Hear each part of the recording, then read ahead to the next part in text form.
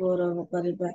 प्रशंसा करबा निमंते हम मानक मध्यरे प्रभुकर प्रिय दासी अछंती आउ उदू दीदी अछंती आगु को आसीबे। श्रावणी उदू दीदी अछंती आगु को आसीबे। परमेश्वर को आराधना पढ़े नेबे। प्रेस द लॉर्ड दीदी।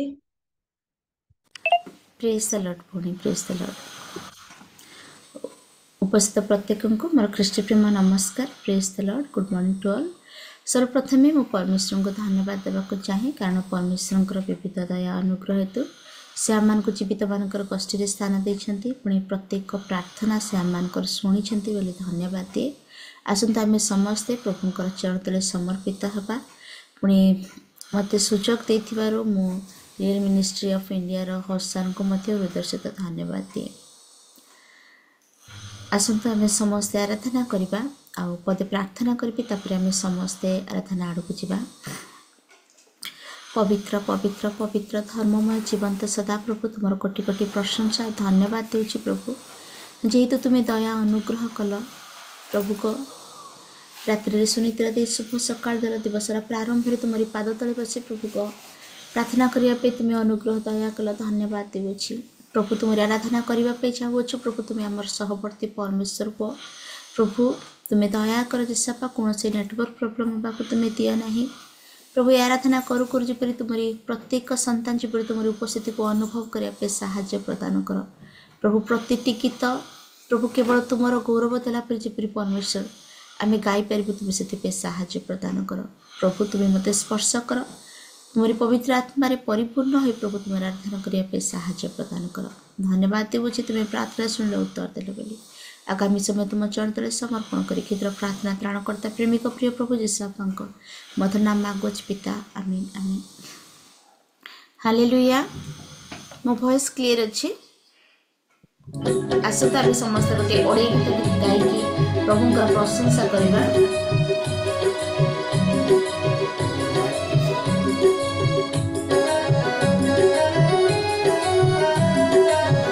समस्ते करताल देखी प्रभुंकर गौरव सकाशे मो हृदय रतन जीशु गीतटी गाइबा।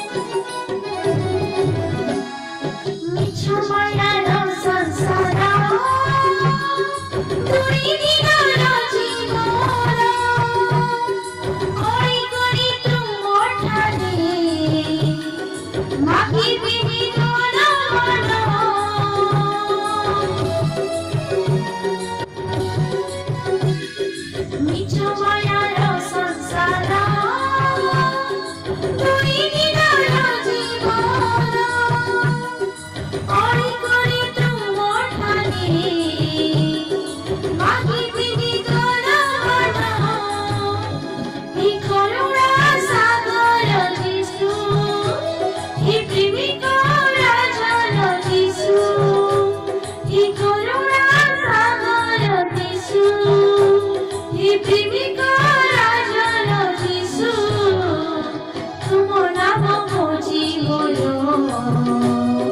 बीती जाओ दिन प्रभु ओ तुम नाम भोजी मोर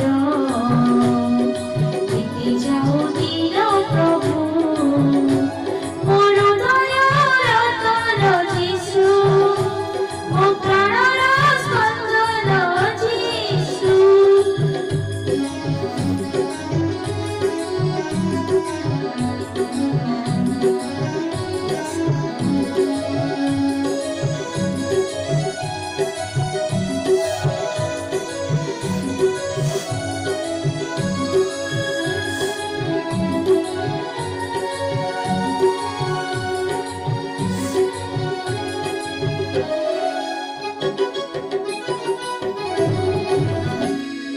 आसुजिति दुख छड़ा करिबिनि केबे भय केवल तुम सेवारे प्रभु सदा मोर लय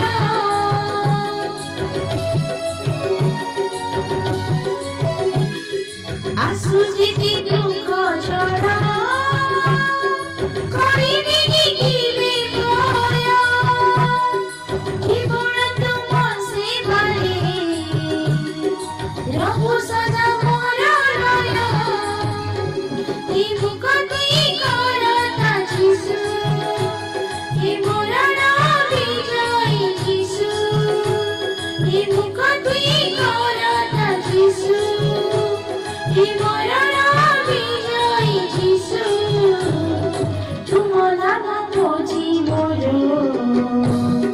बीती जाओ दिन प्रभु ओ तुम नाम भोजी मोर बीती जाओ दिन प्रभु मोर दयार रतन जीशु मो प्राणर स्पंदन जीशु मोर दयार रतन जीशु मो प्राणर स्पंदन जीशु तुम नाम भोजी मोर बीती जाओ दिन प्रभु ओ तुम नाम भोजी मोर बीती जाओ दिन हालेलुया हालेलुया प्रकृତରେ ସେ ଆମମାନଙ୍କର ହୃଦୟର ରନ୍ତନ ଅଟନ୍ତି ସେ ଆମମାନଙ୍କର ପ୍ରେମିକ ପରମେଶ୍ୱର ଅଟନ୍ତି ଆସନ୍ତୁ ଆମେ ପୁନର୍ବାର ତାଙ୍କର ସାନ୍ନିଧ୍ୟ ମଧ୍ୟକୁ ଯିବା ତାଙ୍କର ସ୍ତୁତି କରିବା ତାଙ୍କର ପ୍ରଶଂସା କରିବା ଆଉ ଗୋଟେ ହିନ୍ଦୀ ଗୀତ ଗାଇକି ତାଙ୍କ ଚରିତ୍ରରେ ସମସ୍ତେ ସମର୍ପିତ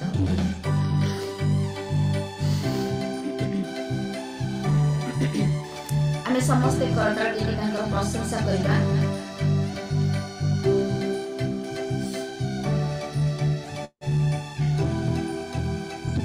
ईश्वरी हरि चुराया है पापों के जाल से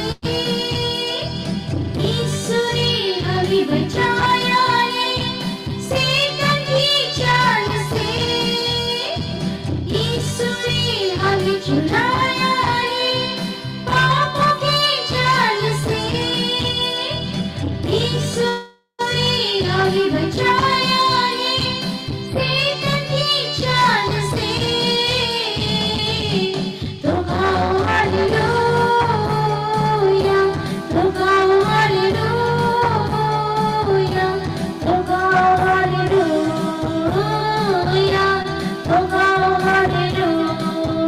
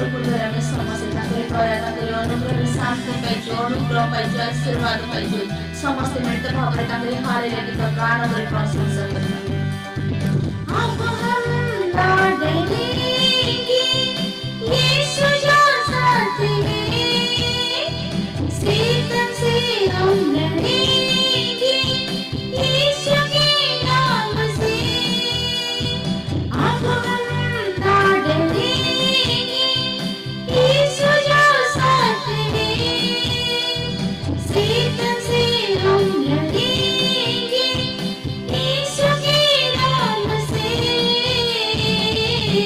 तो गाओ हालेलुया तो गाओ हालेलुया तो गाओ हालेलुया तो गाओ हालेलुया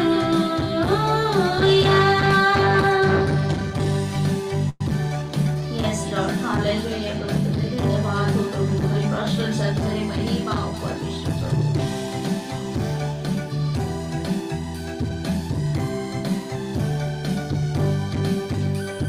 सनम साथियों सलाम लाएंगे आपकी राह सनम साथियों सलाम यीशु का पैगाम सनम साथियों सलाम लाएंगे आपकी राह सनम साथियों सलाम यीशु का पैगाम तो गाओ हालेलुया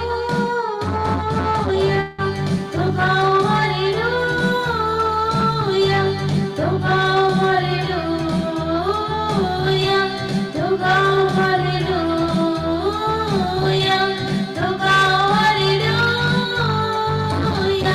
तो गाओ हालेलुया तो गाओ हालेलुया तो गाओ हालेलुया तो गाओ हालेलुया हालेलुया हालेलुया धन्यवाद हो प्रभु स्तुति हो प्रभु तुम्हारी प्रशंसा तुम्हारी महिमा तुम्हारी गौरव हो परमेश्वर तुम्हारी दया तुम्हारी अनुग्रह तुम्हारी प्रेम सकाश प्रभु तुम्हें पर्यंत आमको संभाली अछ प्रभु तुमको धन्यवाद देउछि तुम्हें प्रशंसा गौरव पाइबार एकमात्र योग्यवंत जीवित सदा प्रभु तुम्हारी स्तुति करछि प्रभु तुम्हारी प्रशंसा करछि तुम्हारी महिमा करछि आसंता आमे समस्त पुनर्बार मिलित भाव में प्रभुंकर सानिध्य मध्य को जीवा आ गोटे ओडिया गीत गायकी तांकरी प्रशंसा करिबा तांकर महिमा करिबा हालेलुया प्रभु धन्यवाद पिता धन्यवाद धन्यवाद धन्यवाद धन्यवाद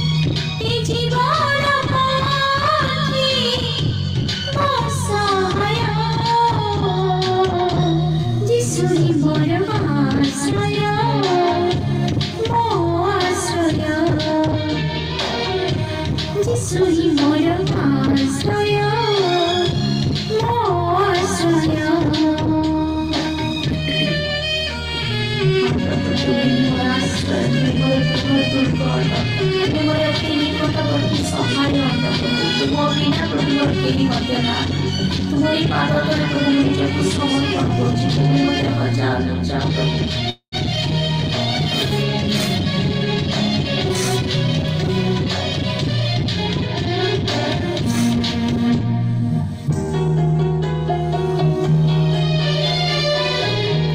दुख भी किसी का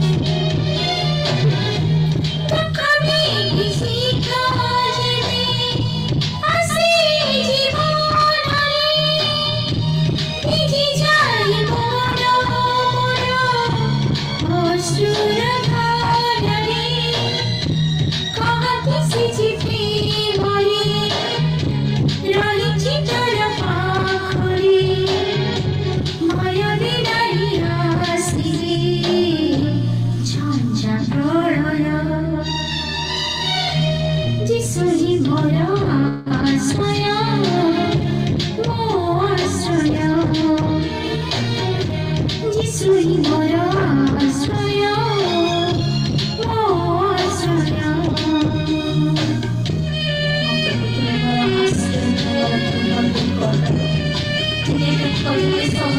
କଷ୍ଟ ଆସିଲେ ତୁମେ ଯଦି ପ୍ରଭୁଙ୍କ ସଙ୍ଗରେ ଅଛ ତାହେଲେ ପ୍ରଭୁଙ୍କ କୌଣସି ପ୍ରକାର ଭୟ କରିବେ, କାରଣ ତୁମେ ମୋର ସାହାଯ୍ୟ କର୍ତ୍ତା ଉଦ୍ଧାର କର୍ତ୍ତା ରକ୍ଷା କର। ଜୀବିତ ପିତା ତୁମକୁ ଧନ୍ୟବାଦ ଦେଉଛି, ତୁମ ପାଇଁ ମହାନ ଈଶ୍ୱରଙ୍କୁ ପାଇଛି।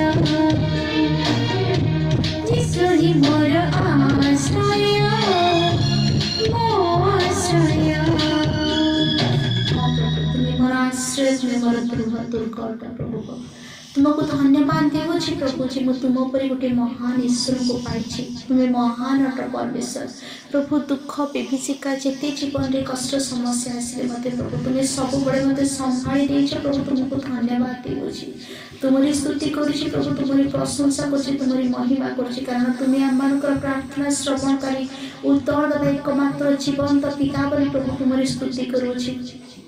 धन्यवाद देवुछि प्रभु, तुम्हें सदा सर्वदा मो संगरे अच्छो बोली प्रभु तुमको धन्यवाद देवुछि।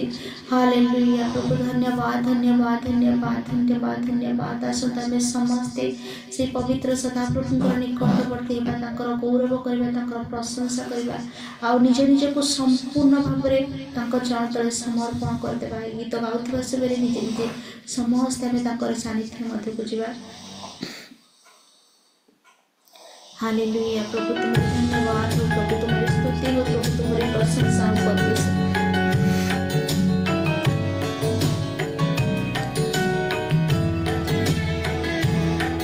तेरी स्तुति मैं करूं, आराधना करूं दिल से, दिल से। तेरी स्तुति मैं करूं, आराधना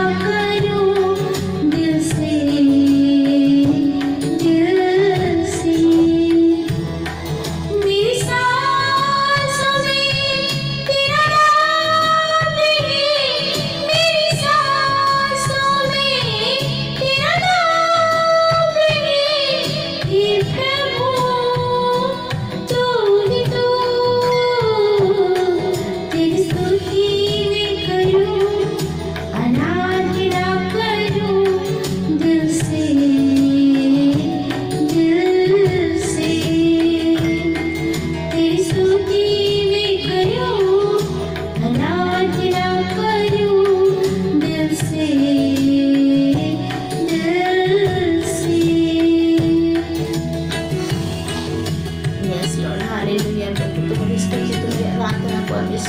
हृदय सहित करुछि प्रभु तुम आम साहाय्य कर प्रभु जहाँ मेरी नजर जाए वहाँ तेरी स्तुति हो जहाँ मेरी नजर जाए वहाँ तेरी स्तुति हो सारी दुनिया रखवाला तू सारी दुनिया का रखवाला तू यीशु तू ही तो तेरी स्तुति मैं करूं आराधना करूं दिल से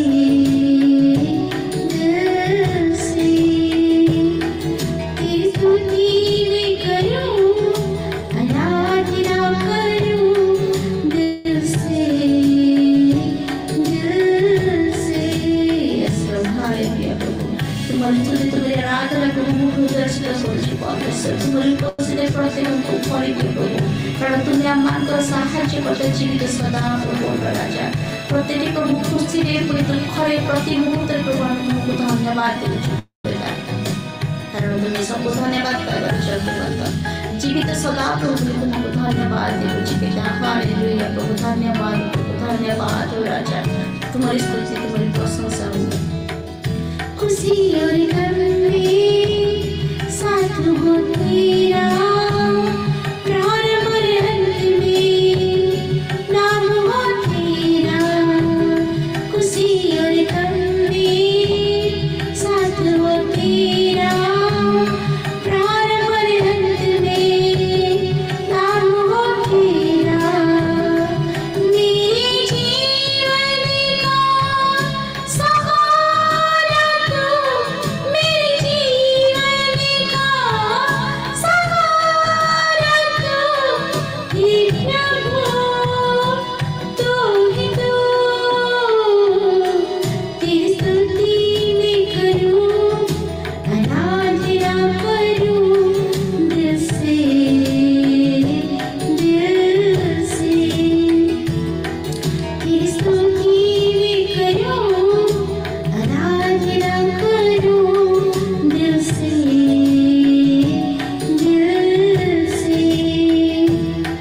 मेरी सांसों में तेरा नाम नहीं मेरी सांसों में तेरा नाम नहीं हे प्रभु तू ही तो तेरी स्तुति मैं करूं आराधना करूं दिल से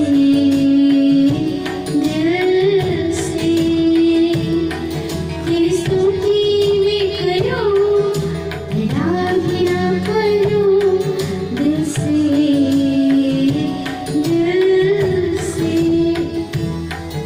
हालेलुया प्रभु धन्यवाद देवुछि प्रभु तुम्हारी स्तुति तुम्हारी प्रशंसा तुम्हारी आराधना परमेश्वर मु हृदय से करुछि कारण तुम्हें परमेश्वर प्रत्येक घड़ी प्रत्येक मुहूर्त प्रभु तुम्हें आमको साहाय्य कर आसी अनेक अमंगल अनेक विपद प्रभु तुम्हें आमको उद्धार कर प्रभु हृदय से तुमको धन्यवाद देउछि तुम्हारी स्तुति तुम्हारी प्रशंसा तुम्हारी महिमा तुम्हारी गुण कीर्तन कर प्रभु जेते तुमको धन्यवाद देले मते ता उड़ा अटे परमेश्वर कारण तुम्हें आमको केते अनुग्रह केते प्रेम कर प्रभु जीवित पानकर गोष्ठी स्थान देला प्रभु तुमको जानिला को तुमको चिनिला को तुमरो परिचय प्रभु तुम हमको प्रदान कल आज अनेक लोक प्रभु तुमको चिनि नाते तुमको जानि नाते किंतु तुम और परि महान ईश्वर को परमेश्वर तुम हमको जानिला को तुमको धन्यवाद देउछि पवित्र सदा प्रभु धन्यवाद देउछि प्रभु म तुमे मात्र को तुम्हारी आराधना करिया पे सुजोग देलकली प्रभु को आराधना करू करू परमेश्वर जेते जन प्रभु को तुम्हारी सानिध्य मध्य बसि अछंती प्रत्येक हृदय को तुम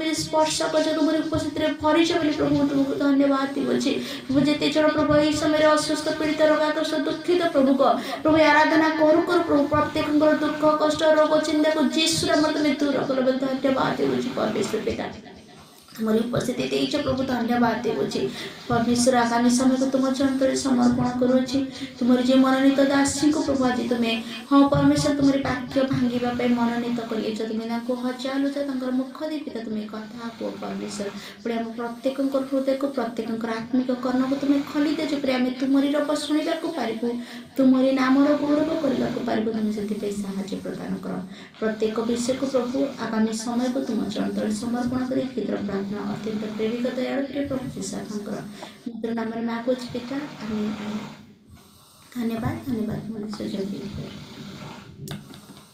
आमेन आमेन धन्यवाद दीदी अति सुंदर भाव परमेश्वर आराधना कले प्रभु आशीर्वाद करंतु आसतु आम मानकर प्रिय दीदी निमंते प्रभु को उद्देश्य गोटे उंच कर तले देवा अति सुंदर आराधना प्रभु यही प्रकार आप व्यवहार कर आणुंट आगामी के आणतु अति सुंदर भाव पवित्र आत्मा को उपस्थिति मसाने मान को नहीं आसिले से धन्यवाद दूसरी आसतु ये समय आम सुंदर आराधना माध्यम प्रभु को उपस्थिति को आम मैंने अनुभव करछु पुणी आम हृदय को आम मैंने सजाड़ी सारीचु परमेश्वर से मुख निःसृत वाक्य शुणापी जावाई आसतु आज महिला समिति आम मानकर प्रियर दीदी एलेन दीदी अच्छा परमेश्वर वाक्य द्वारा आम मान पढ़े ने प्रेज लॉर्ड दीदी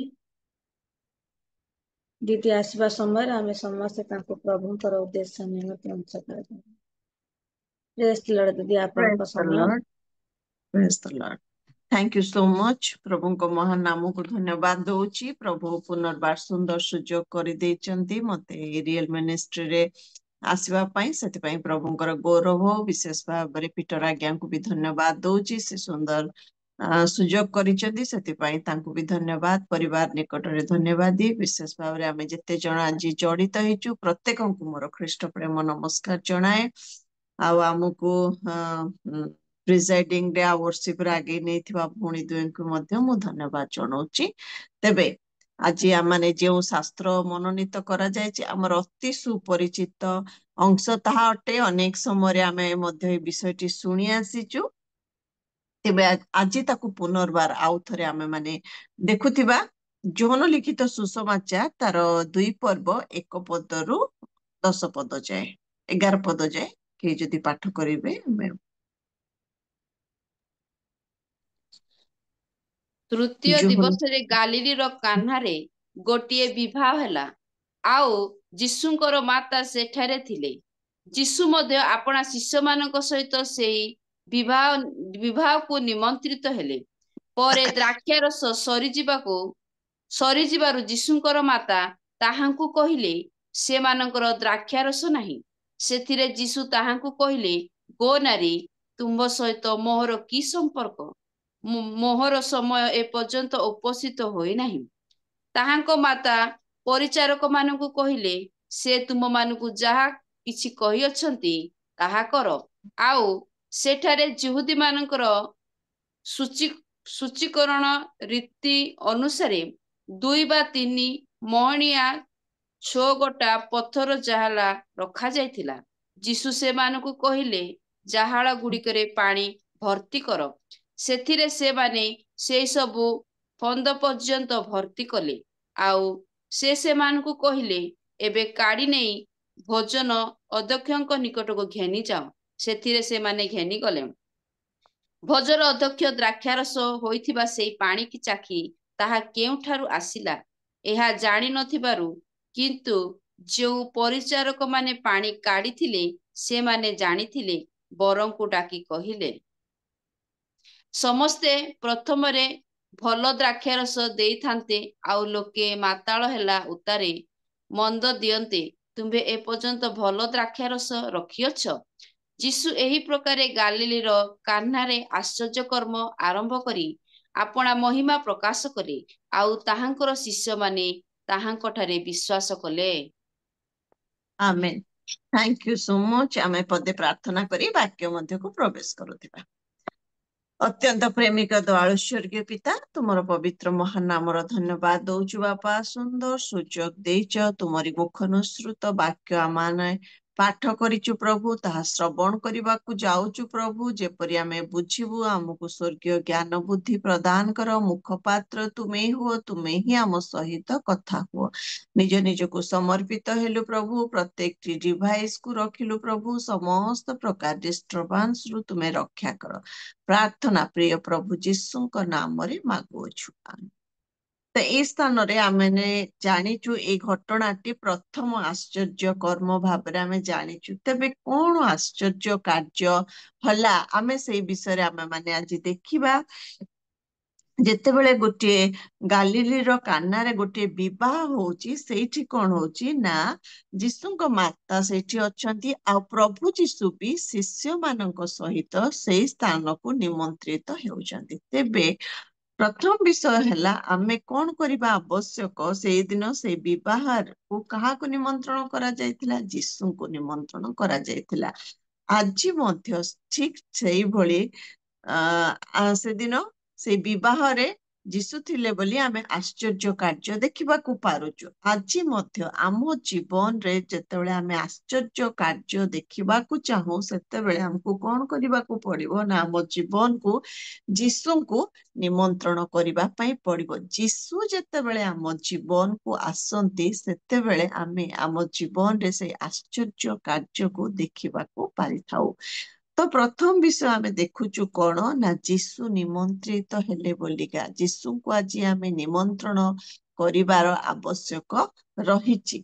ତାପରେ ଆମେ ଜାଣୁ ସେଇ ବିବାହରେ କଣ ହଉଛି ନା ଦ୍ରାକ୍ଷା ରସ ସରିଯାଉଛି। ଯେତେବେଳେ ଦ୍ରାକ୍ଷା ରସ ସରିଯାଉଛି, ଯୀଶୁଙ୍କର ମାତା ଆସିକି କହୁଛନ୍ତି ଯେ ସେଇ ସ୍ଥାନରେ ଦ୍ରାକ୍ଷା ରସ ନାହିଁ ବୋଲିକା। ଆଉ ଯେତେବେଳେ ସେ କହୁଛନ୍ତି, ତ ପ୍ରଭୁ ସେ ତାଙ୍କୁ କହୁଛନ୍ତି ତମ ସହିତ ମୋର କଣ ସମ୍ପର୍କ, ମୋହର ସମୟ ଏ ପର୍ଯ୍ୟନ୍ତ ଉପସ୍ଥିତ ହୋଇନାହିଁ ବୋଲିକା। ତ ଆମେ ଏଇ ସ୍ଥାନରେ ଦେଖୁଛୁ ପ୍ରଭୁଙ୍କର ଗୋଟେ ସମୟ ଅଛି ବୋଲିକା ସେ ତାହା କହିବାକୁ ଚାହାନ୍ତି। ପ୍ରଭୁ କଣ ଜାଣିନଥିଲେ କି ଦ୍ରାକ୍ଷା ରସ ସରିଗଲାଣି ବୋଲି? ପ୍ରଭୁ ବି ଜାଣିଥିଲେ, ଯେହେତୁ ସେ ପ୍ରଭୁ, ସେ ସବୁ ବିଷୟ ଜାଣନ୍ତି। ତେବେ ତାଙ୍କର ଗୋଟେ ସମୟ ରହିଛି। ତ ଠିକ ସେମିତି ଆମେ ମଧ୍ୟ ଆମ ଜୀବନରେ ଯେତେବେଳେ ଯୀଶୁଙ୍କୁ ନିମନ୍ତ୍ରଣ କରିଥାଉ, ସେତେବେଳେ ଆମକୁ ତାଙ୍କ ସମୟ ପର୍ଯ୍ୟନ୍ତ ଅପେକ୍ଷା କରିବାର ରହିଛି। ଅନେକ ସମୟରେ ଆମେ ନିମନ୍ତ୍ରଣ ତ କରିଥାଉ, ପ୍ରଭୁଙ୍କ ସମୟ ପର୍ଯ୍ୟନ୍ତ ଅପେକ୍ଷା ନ କରି ଆମେ ନିଜ ଇଚ୍ଛାରେ ଆମେ ଅନେକ କାର୍ଯ୍ୟ କରିଥାଉ। କହିବାର ଉଦ୍ଦେଶ୍ୟ, ଆମେ ସବୁବେଳେ ପ୍ରଭୁଙ୍କର ଅପେକ୍ଷା, ପ୍ରଭୁଙ୍କର ସମୟର ଅପେକ୍ଷା, ପ୍ରଭୁଙ୍କର ଦିନର ଅପେକ୍ଷା ଆମକୁ କରିବାର ଆବଶ୍ୟକ ରହିଛି। ଯୋଉ ସମୟରେ ପ୍ରଭୁ ଯୀଶୁ ଯାଉଛନ୍ତି, ସେଇ ସମୟରେ ଶିଷ୍ୟମାନଙ୍କୁ ସେ କହିକି ଯାଉଛନ୍ତି ଯେ ଲୁକ 24:49 24:49 ରେ କହିକି ଯାଉଛନ୍ତି ଯେ ଦେଖ, ମୋହର ପିତା ଯାହା ପ୍ରତିଜ୍ଞା କରିଅଛନ୍ତି ତାହା ମୁଁ ତୁମ୍ଭମାନଙ୍କ ନିକଟକୁ ପଠାଉଅଛି, କିନ୍ତୁ ଉର୍ଦ୍ଧ୍ୱରୁ ଶକ୍ତି ପ୍ରାପ୍ତ ନ ହେବା ପର୍ଯ୍ୟନ୍ତ ତୁମ୍ଭେମାନେ ଏହି ନଗରରେ ରହିଥାଅ। ଅପେକ୍ଷା କରିବାକୁ, ହଠାତ୍ ତମେ ମାନେ ବାହାରି ଯାଉ ନାହିଁ କୁଆଡେ କାର୍ଯ୍ୟ କରିବା ପାଇଁ। ପ୍ରଭୁ ମୋର ପିତା ଯୋଉଟା ପ୍ରତିଜ୍ଞା କରିଅଛନ୍ତି, ତମେ ସେଇଟା ପାଇବା ପର୍ଯ୍ୟନ୍ତ, ଶକ୍ତି ପ୍ରାପ୍ତ ନହେବା ପର୍ଯ୍ୟନ୍ତ ତମେ କଣ କର, ଏହି ନଗରରେ ରହିଥାଅ। ତାପରେ ସେଇ 24:53 ମାନେ ଲାଷ୍ଟ ପଦ ଯେତେବେଳେ ଆମେ ଦେଖୁ, ସେମାନେ ସର୍ବଦା ଦିନ ରାତି ପ୍ରଭୁଙ୍କର ମନ୍ଦିରରେ ରହିକି ପ୍ରଭୁଙ୍କର ସ୍ତୁତି କରୁଛନ୍ତି। ଶକ୍ତି ପ୍ରାପ୍ତ ନହେବା ପର୍ଯ୍ୟନ୍ତ ଅପେକ୍ଷାରେ ସେମାନେ ରହିଛନ୍ତି।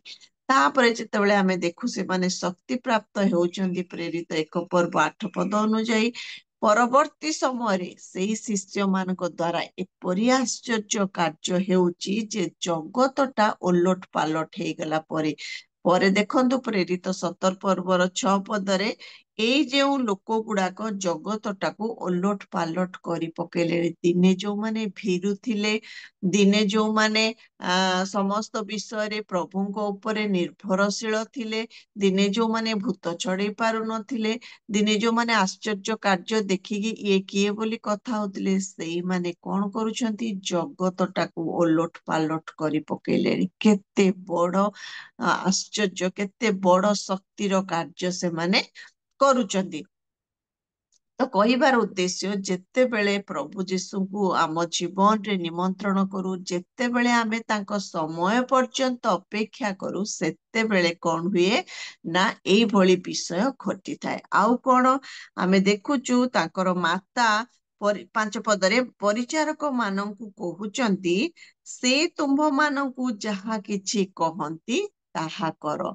ଅନେକ ସମୟରେ ଆମେ କଣ କରୁ, ନିଜର ପ୍ରଭୁଙ୍କୁ ତ ଡାକିଥାଉ, ପ୍ରଭୁଙ୍କୁ ତ ରଖିଥାଉ ଗୋଟେ ସାଇଡରେ, ଆଉ ଆମକୁ ଯେମିତି ଠିକ ଲାଗିଥାଏ ଆମେ ସେମିତି କାର୍ଯ୍ୟ କରିଥାଉ। କିନ୍ତୁ ମାତା ଗୋଟେ ଏତେ ସୁନ୍ଦର କଥା କହୁଛନ୍ତି, ସେ ତୁମ୍ଭକୁ ଯାହା କହନ୍ତି।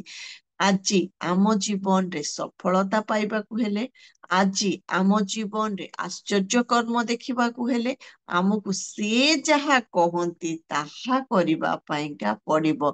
ନିମନ୍ତ୍ରଣ ତ କରିବୁ, ତାଙ୍କର ଅପେକ୍ଷା ତ କରିବୁ, ସିଏ ଯାହା କହନ୍ତି ତାହା ଯେତେବେଳେ କରିବୁ, ସେତେବେଳେ ଯାଇକି ଆଶ୍ଚର୍ଯ୍ୟ କାର୍ଯ୍ୟ। ତ ପ୍ରଭୁ ଯେମିତି କହୁଛନ୍ତି, ସେ ପରିଚାରକ ମାନେ ସେମିତି କରୁଛନ୍ତି। ଫଳରେ କଣ ହଉଛି, ଜଳ ଦ୍ରାକ୍ଷା ରସ ହେଉଛି ବୋଲିକା, ଆଉ ସମସ୍ତେ ତାହା ଖାଇକି ଆଶ୍ଚର୍ଯ୍ୟ। ପ୍ରଥମ ଥର ଅପେକ୍ଷା ଦ୍ୱିତୀୟ ଥର ଯେତେବେଳେ ସରିଛି ଆଉ ଜଳଟା ଦ୍ରାକ୍ଷା ରସ ହଉଛି, ସେତେବେଳେ ତାହା ଆଶ୍ଚର୍ଯ୍ୟର କାର୍ଯ୍ୟ। ମାନେ ସେଇ ସ୍ୱାଦ ଏଇ ସ୍ୱାଦ ସମ୍ପୂର୍ଣ୍ଣ ଭାବରେ ଭିନ୍ନ ଆମେ ମାନେ ଜାଣୁଛୁ। ଆଉ ଯଦି 10 ପଦରେ ଦେଖୁଛୁ, ସେଠି ଲେଖା ଯାଉଛି, ସମସ୍ତେ ପ୍ରଥମରେ ଭଲ ଦ୍ରାକ୍ଷା ରସ ଦେଇଥାନ୍ତି, ଆଉ ଲୋକେ ମାତାଲ ହେଲା ଉତ୍ତାରେ ମନ୍ଦ ଦିଅନ୍ତି। ତୁମ୍ଭେ ଏପର୍ଯ୍ୟନ୍ତ ଭଲ ଦ୍ରାକ୍ଷା ରସ ରଖିଅଛ। ପ୍ରଭୁ ଯେତେବେଳେ ଦିଅନ୍ତି, ସବୁବେଳେ ଭଲ ହିଁ ଦିଅନ୍ତି। ପ୍ରଭୁ ଭଲ ହିଁ କରନ୍ତି, କାରଣ ସିଏ ହଉଛନ୍ତି ଉତ୍ତମ। ତ ଆମେ ସବୁବେଳେ ପ୍ରଭୁଙ୍କୁ ନିମନ୍ତ୍ରଣ କରିବା, ପ୍ରଭୁଙ୍କର ଅପେକ୍ଷା କରିବା। ହୁଏତ ଆମ ଦୃଷ୍ଟିରେ ଆମକୁ ବିଳମ୍ବ ପରି ଲାଗିପାରେ। ଆମେ ଭାବୁ, କଣ ମୁଁ ଏତେ ଦିନ ହେଲାଣି ପ୍ରଭୁ ଶୁଣୁନାହାନ୍ତି, ପ୍ରଭୁ କରୁନାହାନ୍ତି। ଆମେ କଣ କରୁ, ନିଜେ ସେଇ ବିଷୟ କରିବା ପାଇଁକା ଆଗେଇ ଯାଇଥାଉ। ହୁଏତ ସେ ସମୟ ପ୍ରଭୁଙ୍କର ସମୟ ନଥାଏ, ତେଣୁକରି ଆମକୁ ସବୁବେଳେ ପ୍ରଭୁଙ୍କର ସମୟ ପର୍ଯ୍ୟନ୍ତ ଅପେକ୍ଷା କରିବା। ଆଉ ପ୍ରଭୁ ଯେମିତି ଗାଇଡ କରନ୍ତି, ସବୁବେଳେ ଆମେ ପ୍ରଭୁଙ୍କର ସ୍ୱର ଶୁଣିବା ପାଇଁକା ଆମେ ମାନେ ଅପେକ୍ଷାରେ ରହିବା ଆବଶ୍ୟକ। ସେ ଯେମିତି କରନ୍ତି ସେଇ ଅନୁସାରେ ଯେତେବେଳେ କରୁ, ସେତେବେଳେ ଆଶ୍ଚର୍ଯ୍ୟ କାର୍ଯ୍ୟ ଦେଖୁ, ଜଳ ଦ୍ରାକ୍ଷା ରସ ହେଇଯାଏ। ତେବେ ଆଜି ଆମ ଜୀବନ ପାଇଁ ଏଇ ଜଳ ଯୋଉ ଦ୍ରାକ୍ଷା ରସ ହେଲା, ତାହା ଯେତେବେଳେ ଆମ ଜୀବନରେ ଘଟେ, ସେତେବେଳେ କଣ ହୁଏ, ସେଦିନ ଯେମିତି ଲୋକମାନେ ଦେଖିକି ପ୍ରଭୁଙ୍କର ମହିମା କରିଲେ, ଆଜି ମଧ୍ୟ ଲୋକମାନେ ଆମକୁ ଦେଖିକି ସେଇ ଯୋଉ ପରିବର୍ତ୍ତନ, ଜଳଟା ଦ୍ରାକ୍ଷା ରସ ହେଲା, ସେଇଭଳି ଯେତେବେଳେ ଆମ ଜୀବନରେ ସେଇ କିଛିଟା ବିଷୟ ରହିଛି ପରିବର୍ତ୍ତନ ହୁଏ, ଲୋକମାନେ ଦେଖନ୍ତି ଆଉ ପ୍ରଭୁଙ୍କର ହିଁ ମହିମା କରନ୍ତି।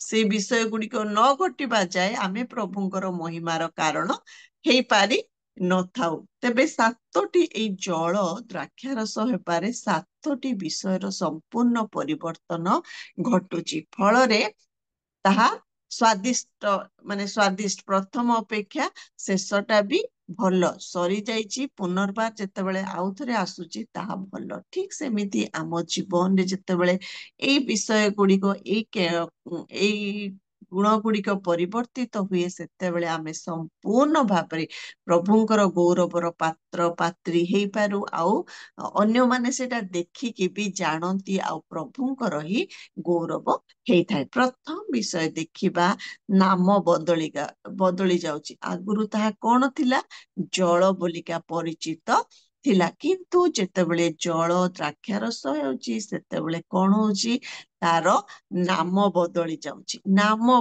ଯାଉଛି।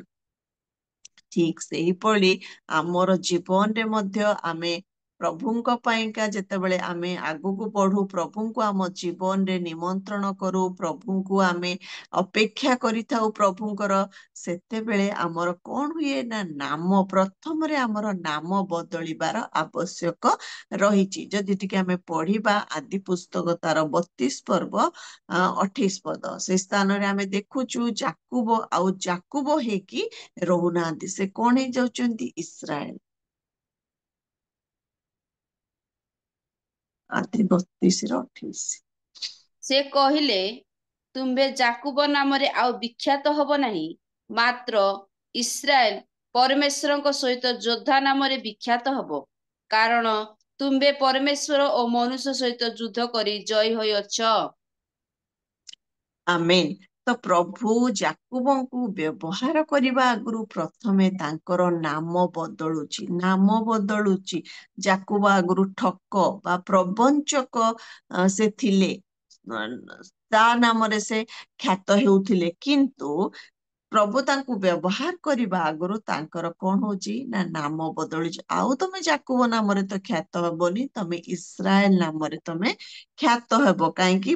ଇସ୍ରାଏଲ ମାନେ ପରମେଶ୍ୱରଙ୍କ ସହିତ ଯୋଦ୍ଧା। ଠିକ ସେମିତି ଯେତେବେଳେ ପ୍ରଭୁ ଆମ ଜୀବନକୁ ଆସିଯାଆନ୍ତି, ଆମେ ଆଉ ସେଇ ପୁରୁଣା ପରିଚୟ ନେଇକି ବଞ୍ଚି ନଥାଉ। ପୁରୁଣା ପରିଚୟ ଆମ ଜୀବନରେ ଆଉ କିଛି କାର୍ଯ୍ୟକାରୀ ହେଇନଥାଏ। ଆମେ ନୂଆ ପରିଚୟ ଅର୍ଥାତ୍ ପ୍ରଭୁଙ୍କର ସେଇ ସନ୍ତାନ ସନ୍ତତି ହେବାର ସେଇ ଟାଇଟେଲ ଆମେ ପାଇଥାଉ। ଆଜି ଆମେ କଣ ଦେଖୁ ଜଗତରେ, ଆମେ ଅନେକ ନାମ ଆଗରେ ଆମେ ବିଭିନ୍ନ ସବୁ ଟାଇଟେଲ ଲଗେଇବା ପାଇଁ ଇଚ୍ଛା କରୁ, କିନ୍ତୁ ଯଦି ପ୍ରକୃତ ଭାବରେ ଆମର ଜୀବନ ବଦଳି ନାହିଁ, ଆମର ନାମ ବଦଳି ନାହିଁ ପ୍ରଭୁଙ୍କ ଠାରୁ, ତେବେ କେତେ ବି ଆମେ ଯଦି ଆଗର ଟାଇଟେଲ ଲଗେଇଦେଲେ କୌଣସି ପ୍ରକାରେ ଫଳପ୍ରଦ ହେଇନଥାଏ। ତେବେ କହିବାର ଉଦ୍ଦେଶ୍ୟ, ଏଇ ନୂଆ ପରିଚୟ ଆମେ କେମିତି ପାଉ? ଯେତେବେଳେ ଆମେ ବ୍ୟକ୍ତିଗତ ତ୍ରାଣକର୍ତ୍ତା ଭାବରେ ପ୍ରଭୁଙ୍କୁ ଗ୍ରହଣ କରିଥାଉ, ସେତେବେଳେ ଆମେ ନୂତନ ବ୍ୟକ୍ତି ହେଇଥାଉ, ପରମେଶ୍ୱରଙ୍କର ସନ୍ତାନ ସନ୍ତତି ହେଇଥାଉ, ତାଙ୍କ ରାଜ୍ୟର ଆମେ ମାନେ ସଦସ୍ୟ ହେଇଥାଉ। ଏହା ହଉଛି ପରିତ୍ରାଣର ଅନୁଭୂତି। ପ୍ରଥମରେ ଆମର ନାମ ବଦଳି, ସେ କେତେ ବଡ ନାମ ହେଇଥାଉ, ସେ କେତେ ଭଲ ନାମ ହେଇଥାଉ, ସେ କେତେ ଶକ୍ତିଶାଳୀ ନାମ ହେଇଥାଉ, ତାହା ପରିବର୍ତ୍ତିତ ହେବା ଆବଶ୍ୟକ। ଯାକୁବ ପରିବର୍ତ୍ତନ ହେଇକି ଇସ୍ରାଏଲ ହେବା ଆବଶ୍ୟକ। ଆଜି ଆମ ପ୍ରତ୍ୟେକଙ୍କର ଏଇ ବ୍ୟକ୍ତିଗତ ଅନୁଭୂତି ରହିବା ନିହାତି ଆବଶ୍ୟକ। ତେବେ ଏଇଟା ହଉଛି ପ୍ରଥମ ଅନୁଭୂତି, ନାମ ବଦଳିଯିବ। ତାପରେ ଦ୍ଵିତୀୟରେ ଆମେ ଦେଖୁଛୁ କଣ ନା କାମ ବଦଳିଯାଏ। ଜଳକୁ ଆମେ ସବୁ କାର୍ଯ୍ୟ ପାଇଁ, ଆମେ ରୋଷେଇ ବାସ ଠାରୁ ନେଇକି ପିଇବା ଠାରୁ, ଗାଧୋଇବା ଠାରୁ, ଘର ସଫା ଠାରୁ ସବୁ କାର୍ଯ୍ୟ ପାଇଁକା ଆମେ ବ୍ୟବହାର କରିଥାଉ। କିନ୍ତୁ ଦ୍ରାକ୍ଷା ରସକୁ ଆମେ ସବୁ କାର୍ଯ୍ୟ ପାଇଁକା ଆମେ ବ୍ୟବହାର କରି ନଥାଉ। କେବଳ ଆମେ କଣ କରିଥାଉ? ସିଲେକ୍ଟିଭ ବିଷୟ ପାଇଁକା ଆମେ ମାନେ ତାକୁ ବ୍ୟବହାର କରିଥାଉ। ସେମିତି ଯେତେବେଳେ ଆମେ ଦେଖୁଛୁ ପ୍ରଭୁ ଯୀଶୁଙ୍କ ପାଖକୁ ତାଙ୍କର ଶିଷ୍ୟମାନେ ଆସିଛନ୍ତି, ସେତେବେଳେ ପ୍ରଭୁ କଣ କହୁଛନ୍ତି? ଆଗରୁ ସେମାନେ କଣ କରୁଥିଲେ ନା ମାଛ ଧରୁଥିଲେ। ପ୍ରଭୁ ଏବେ କହୁଛନ୍ତି, ପ୍ରଭୁଙ୍କ ପାଖକୁ ଆସୁଛନ୍ତି, ପ୍ରଭୁଙ୍କର ପରିଚୟ ପାଉଛନ୍ତି, ପ୍ରଭୁଙ୍କ ସହିତ କନେକ୍ଟ ହଉଛନ୍ତି, ଆଉ ପ୍ରଭୁ କହୁଛନ୍ତି ତମକୁ ମୁଁ କଣ କରିବି? ମନୁଷ୍ୟ ଧରିବା ଶିଖାଇବି। ଲୁକ 5:10 ଲେଖା ଯାଉଛି, ଆଜିଠାରୁ ତୁମେ କଣ କରିବ? ମନୁଷ୍ୟ ମାନଙ୍କୁ ଧରିବ। ଏଇଟା ତ ସେମାନଙ୍କର କାର୍ଯ୍ୟ ନଥିଲା। ସେମାନଙ୍କର କାର୍ଯ୍ୟ ମାଛ ଧରିବା ଥିଲା। ବହୁତ ଏକ୍ସପିରିଏନ୍ସ ସେମାନଙ୍କର, ମାଛ ଧରିବାରେ ସେମାନେ ପୋଖତ ଥିଲେ। କିନ୍ତୁ ପ୍ରଭୁ ତାଙ୍କୁ କଣ କାର୍ଯ୍ୟ ଦଉଛନ୍ତି? ନା ମନୁଷ୍ୟ ଧରିବା ଶିଖାଇବି। ତ ଠିକ ସେମିତି ଆଗରୁ ଯେତେବେଳେ ଆମର ନାମ ବଦଳି ଯିବା ଆଗରୁ, ପ୍ରଭୁଙ୍କ ସହିତ ପରିଚିତ ହେବା ଆଗରୁ ଆମର ଯେଉଁଭଳି କାର୍ଯ୍ୟ ଥିଲା, ଆମର ବି କାର୍ଯ୍ୟ କଣ ହେଇଯାଏ?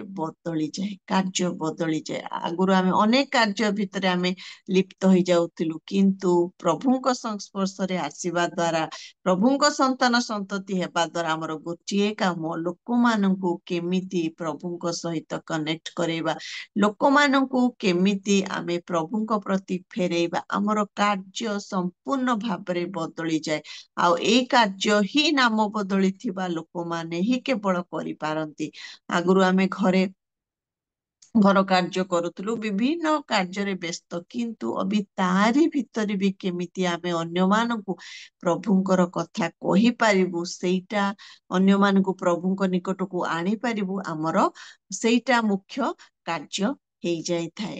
ଯୋଉମାନେ କାମ କରନ୍ତି, ଯୋଉମାନେ ଆମ ସଂସ୍ପର୍ଶରେ ଅଛନ୍ତି, ଯୋଉମାନେ ଆମର ପ୍ରତିବାସୀ ଭାବରେ ଅଛନ୍ତି, ଆଉ ଯୋଉମାନେ ଆମେ ଅଫିସ ବି ଯାଉଛୁ, ସ୍କୁଲ ବି ଯାଉଛୁ, ସେଇ ସ୍ଥାନରେ କେବଳ ଆମର କାର୍ଯ୍ୟ ପ୍ରାୟୋରିଟି ଥିଲା। କିନ୍ତୁ ବର୍ତ୍ତମାନ ଯେତେବେଳେ ନାମ ବଦଳି ଯାଇଛି, ଆମର କାର୍ଯ୍ୟ ସହିତ କଣ ହଉଛି ନା ଆମେ ଅନ୍ୟକୁ ପ୍ରଭୁଙ୍କ ନିକଟବର୍ତ୍ତୀ କରେଇ ପାରୁଛୁ, ପ୍ରଭୁଙ୍କର ସେଇ ସ୍ଥାନରେ ସାକ୍ଷୀ ହେଇପାରୁଛୁ, ଅନ୍ୟମାନଙ୍କୁ ଆମେ ପ୍ରଭୁଙ୍କର ବିଷୟ କହିପାରୁଛୁ। ଆମର କାର୍ଯ୍ୟ ସମ୍ପୂର୍ଣ୍ଣ ଭାବରେ ବଦଳି ଯାଉଛି। ଲୋକମାନେ ଅନେକ ସ୍ଥାନରେ କୁହନ୍ତି ତମର ତ କାର୍ଯ୍ୟ ଏଇଟା, କିନ୍ତୁ ଏଇଟା କେମିତି କରୁଛ? ନାଇଁ, ଯେହେତୁ ଆମର ନାମ ବଦଳି ଯାଇଛି, ସେଥିପାଇଁ ଆମର କାର୍ଯ୍ୟ ଶିକ୍ଷକତା କରିବା ସହିତ ବି ଆମେ କଣ କରିଥାଉ ନା ପ୍ରଭୁଙ୍କର ବି କାର୍ଯ୍ୟ କରିଥାଉ।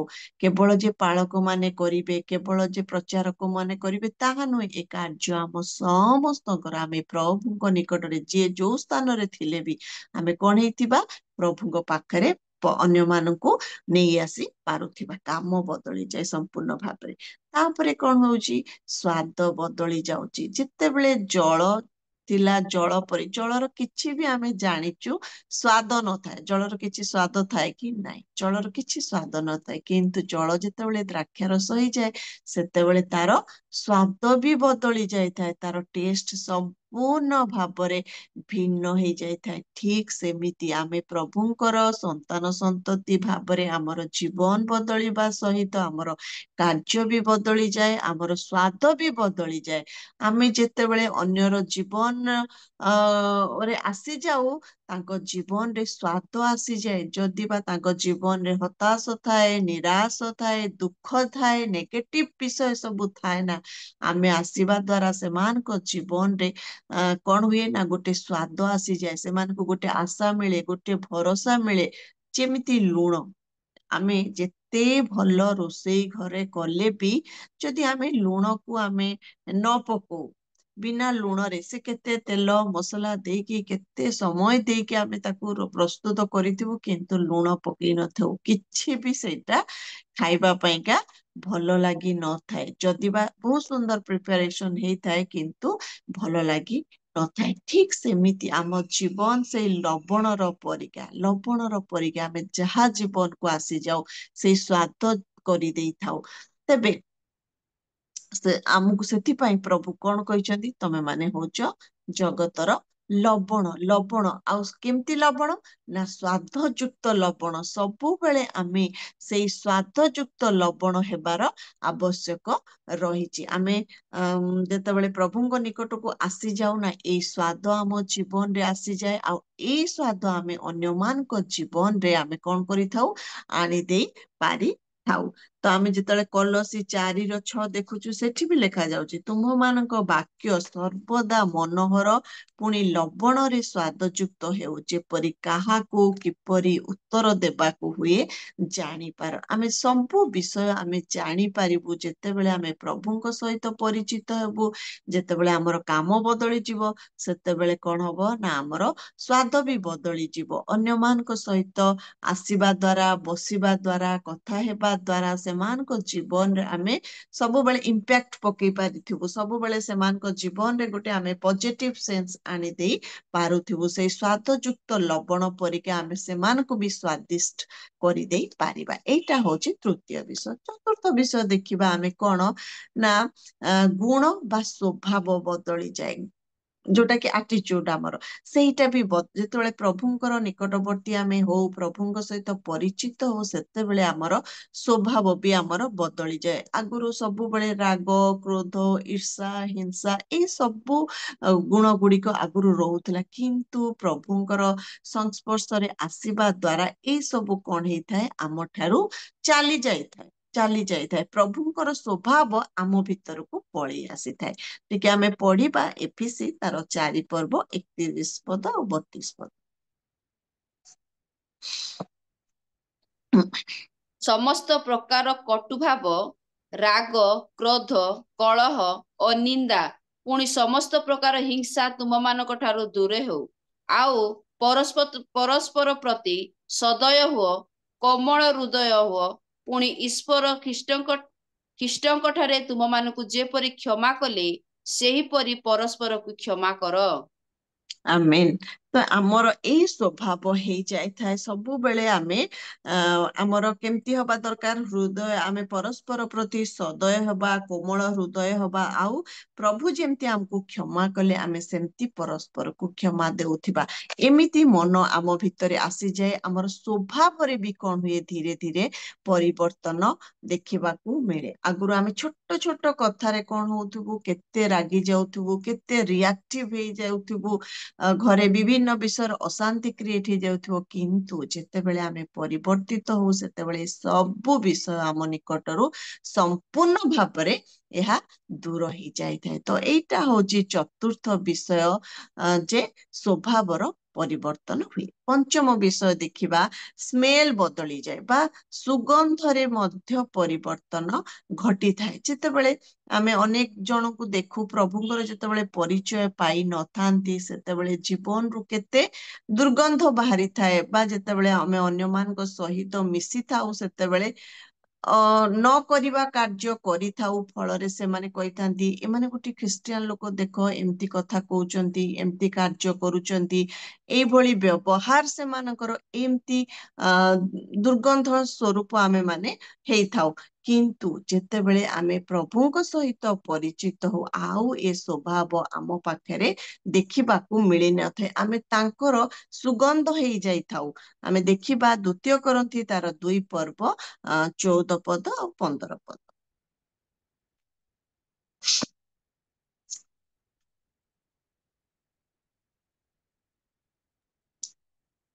2 କରନ୍ଥୀ 2, 14, କିନ୍ତୁ 15। କିନ୍ତୁ ଈଶ୍ୱରଙ୍କର ଧନ୍ୟବାଦ ହେଉ, ସେ ସବୁବେଳେ ଆମମାନଙ୍କୁ ଘେନି ଖ୍ରୀଷ୍ଟଙ୍କ ଠାରେ ବିଜୟ ଯାତ୍ରା କରୁଅଛନ୍ତି, ଆଉ ସବୁ ସ୍ଥାନରେ ତାହାଙ୍କର ଜ୍ଞାନ ରୂପ ସୁବାସ ଆମମାନଙ୍କ ଦ୍ୱାରା ପ୍ରକାଶ କରୁଅଛନ୍ତି। କାରଣ ପରିତ୍ରାଣ ପାଉଥିବା ଓ ବିନାଶ ହେଉଥିବା ଲୋକମାନଙ୍କ ମଧ୍ୟରେ ଆମେମାନେ ଈଶ୍ୱରଙ୍କ ଦୃଷ୍ଟିରେ ଖ୍ରୀଷ୍ଟଙ୍କର ସୁଗନ୍ଧ ସ୍ୱରୂପ। ଆମେନ୍। ଆମେ ମାନେ ହଉଛୁ ଖ୍ରୀଷ୍ଟଙ୍କର ସୁଗନ୍ଧ ସ୍ୱରୂପ। କୋଉମାନଙ୍କ ପାଖରେ? ଯୋଉମାନେ ପରିତ୍ରାଣ ବି ପାଉଛନ୍ତି ସେମାନଙ୍କ ପାଖରେ, ଆଉ ଯୋଉମାନେ ବିନାଶ ହେଉଥିବା ଲୋକମାନଙ୍କ ମଧ୍ୟରେ ଆମେ ହଉଛୁ ଖ୍ରୀଷ୍ଟଙ୍କର ସୁଗନ୍ଧ। କାହିଁକି? ପ୍ରଭୁ ନିଜେ ଆମକୁ ସବୁବେଳେ ନେଇକି ସେ ଆମକୁ ଯାତ୍ରା କରୁଛନ୍ତି। ଆମେ ସବୁ ସ୍ଥାନରେ ତାଙ୍କର ଜ୍ଞାନ ରୂପ ସୁବାସ ଆମ୍ଭମାନଙ୍କ ଦ୍ୱାରା ସେ ପ୍ରକାଶ କରୁଛନ୍ତି। ତେଣୁକରି ଆମେ ନିଜ ନିଜକୁ ଆଜି ସମୀକ୍ଷା କରିବା ଆବଶ୍ୟକ। ମୁଁ ସୁଗନ୍ଧ ସ୍ୱରୂପ ହେଇପାରୁଛି ତ? ମୁଁ ସୁଗନ୍ଧ ସ୍ୱରୂପ ହେଇପାରୁଛି? ପ୍ରଭୁ ଆମକୁ ସବୁବେଳେ ନେଇକି ସାଙ୍ଗରେ ରହିଛନ୍ତି, ସାଙ୍ଗରେ ଯାତ୍ରା କରୁଛନ୍ତି। ତ ଆମକୁ ସେଇ ସୁଗନ୍ଧ ଅନ୍ୟମାନଙ୍କ ପାଖରେ ପହଞ୍ଚେଇବାର ଅଛି। ଅନ୍ୟମାନେ ଆମକୁ ଆମକୁ ଶୁଙ୍ଘିକି ଜାଣିପାରିବା ଆବଶ୍ୟକ ଯେ ଆମେ ପ୍ରଭୁଙ୍କର। ଆମ ଜୀବନରୁ ସବୁବେଳେ ସେଇ ସୁଗନ୍ଧ ବାହାରୁଥିବା ଆବଶ୍ୟକ। ଯେତେବେଳେ ଆମର ନାମ ବଦଳିଯାଏ, ଯେତେବେଳେ କାମ ବଦଳିଯାଏ, ଯେତେବେଳେ ସ୍ୱାଦ ବଦଳିଯାଏ, ଯେତେବେଳେ ସ୍ୱଭାବ ବଦଳିଯାଏ, ଅଟୋମେଟିକ ଆମ ଜୀବନରୁ ସେଇ ସୁଗନ୍ଧ ବାହାରୁଥାଏ।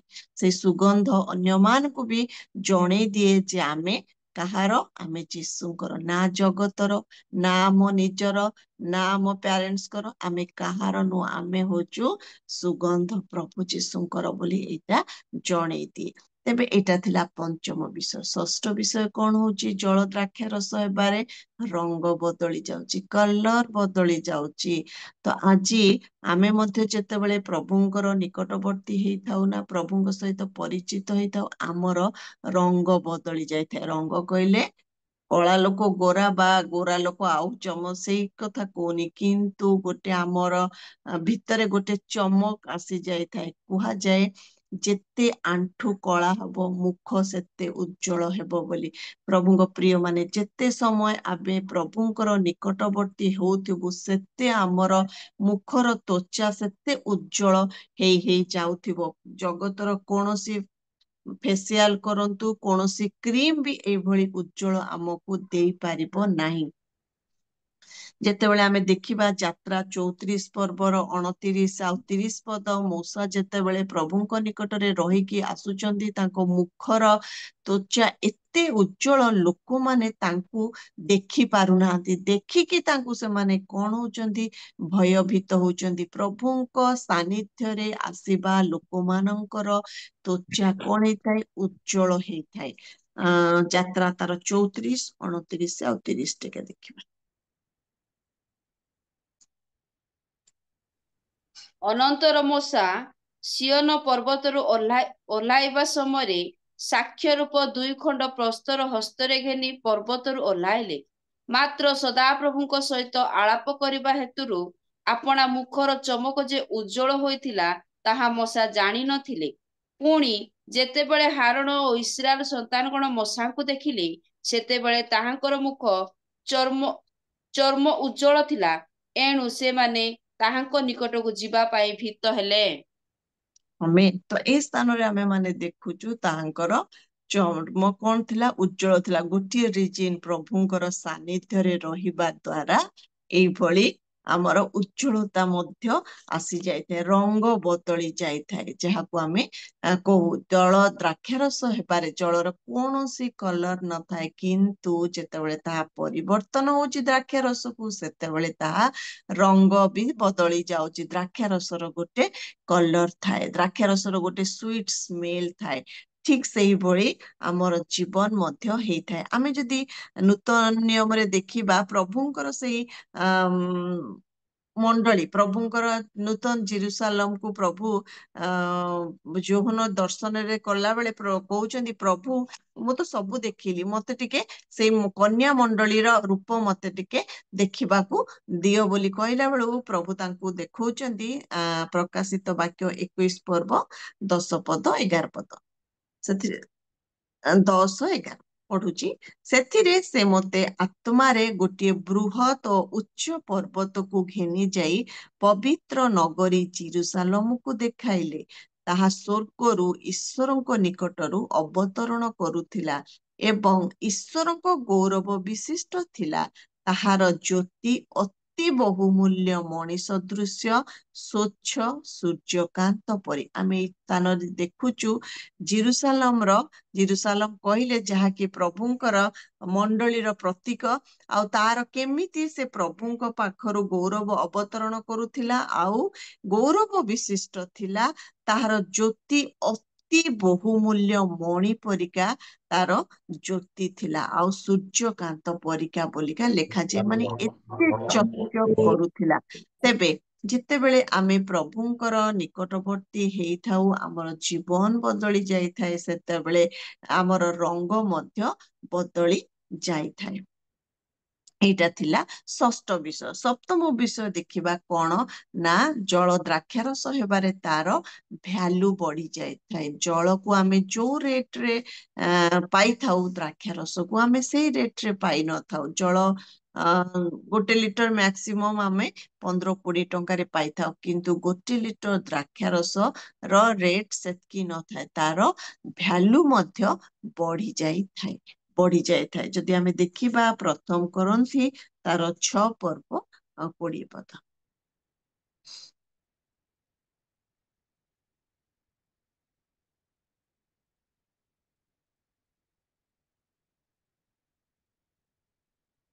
କାରଣ ତୁମ୍ଭେମାନେ ବିଶେଷ ମୂଲ୍ୟରେ କିଣା ଯାଇଅଛ, ଏଣୁ ତୁମ୍ଭମାନଙ୍କ ଶରୀରରେ ଈଶ୍ୱରଙ୍କ ଗୌରବ ପ୍ରକାଶ କର। ଆମ୍ଭେମାନେ ବିଶେଷ ମୂଲ୍ୟରେ କିଣା ଯାଇଥିବା ହେତୁ ଆମର କଣ ହେଇଛି ନା, ଆମର ମୂଲ୍ୟ ବିଶେଷ ମୂଲ୍ୟ ଦିଆଯାଇଛି, ତେଣୁକରି ଆମର ବି ମୂଲ୍ୟ କଣ ହଉଛି, ବଢି ଯାଉଛି। ଆମେ ଆଉ ସେଇ ଶସ୍ତା ଲୋକମାନଙ୍କ ପରିକା ଶସ୍ତା ଜୀବନ ଯାପନ ନ କରିକି ଆମେ ସବୁବେଳେ କଣ କରିବା, ବହୁମୂଲ୍ୟ ଲୋକଙ୍କ ପରିକା ବହୁମୂଲ୍ୟ ଜୀବନ ଯାପନ କରିବା ଆବଶ୍ୟକ। ଆଉ ବହୁମୂଲ୍ୟ ଲୋକଙ୍କର ଜୀବନରେ କଣ ଥାଏ, ଶରୀରରେ ଈଶ୍ୱରଙ୍କର ଗୌରବ ପ୍ରକାଶ କର। ଆମେ ସବୁବେଳେ ପ୍ରଭୁଙ୍କର ହିଁ ଗୌରବ, ଆମ ଶରୀର, ଆମର ଆତ୍ମା, ଆମର ପ୍ରାଣ ସବୁବେଳେ ପ୍ରଭୁଙ୍କର ଗୌରବ ପ୍ରକାଶ କରିବାର ଆବଶ୍ୟକ ରହିଛି। ଯେହେତୁ ଆମର ମୂଲ୍ୟ ବଢି ଯାଇଛି, ତାହା ମଧ୍ୟ ଆଉଥରେ ଆମେ ଦେଖିବା ସେଇ ପ୍ରଥମ କରନ୍ଥୀ 7:23ରେ,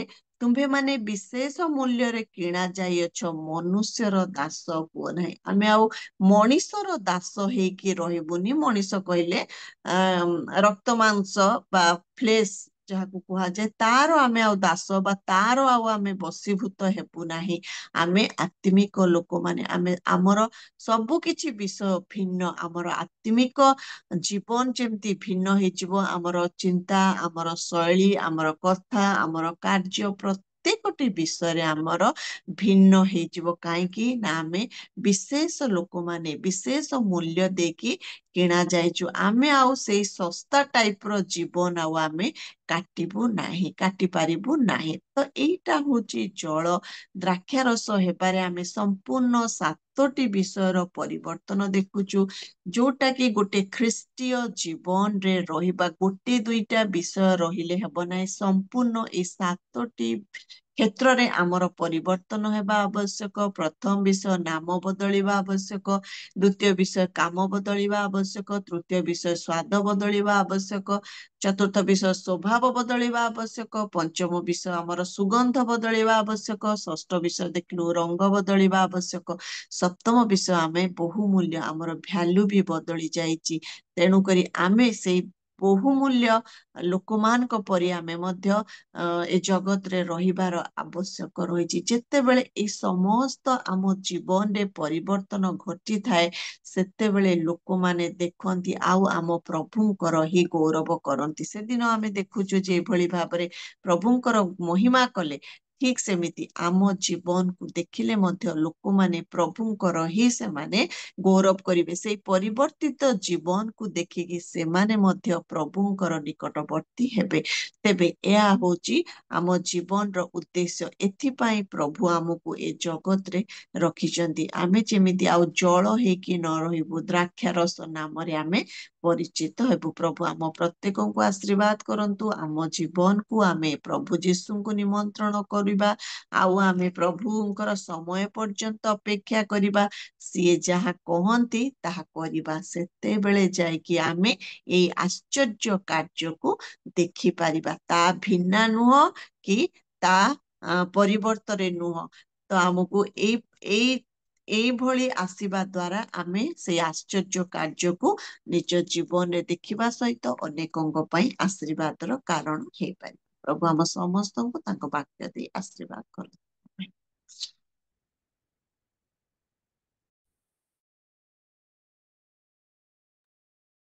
ଆମେନ୍ ଆମେନ୍। ଧନ୍ୟବାଦ ଦିଦି, ଅତି ସୁନ୍ଦର ବାକ୍ୟ, ଯାହାକି ପରମେଶ୍ୱରଙ୍କୁ ଜାଣିବା ଦ୍ୱାରା ଆମ ଜୀବନକୁ ଆମେ ପରିବର୍ତ୍ତନ କରିଥାଉ। 7ଟି ପଏଣ୍ଟ ଦେଇ ଆପଣ ବହୁତ ସୁନ୍ଦର ଭାବରେ ବୁଝେଇଲେ। ବହୁତ ସୁନ୍ଦର ଶିକ୍ଷା ନିମନ୍ତେ ପ୍ରଭୁ ଆପଣଙ୍କୁ ବହୁଳ ଭାବରେ ଆଶୀର୍ବାଦ କରନ୍ତୁ। ଏହି ପ୍ରକାରେ ପ୍ରଭୁ ଆପଣଙ୍କୁ ବ୍ୟବହାର କରି ଆଣୁଥାନ୍ତୁ। ପ୍ରେଜ୍ ଦି ଲର୍ଡ ଦିଦି। ଆସନ୍ତୁ, ସୁନ୍ଦର ଶିକ୍ଷା ମଧ୍ୟ ଆମେ ପାଇଅଛୁ। ଏଇ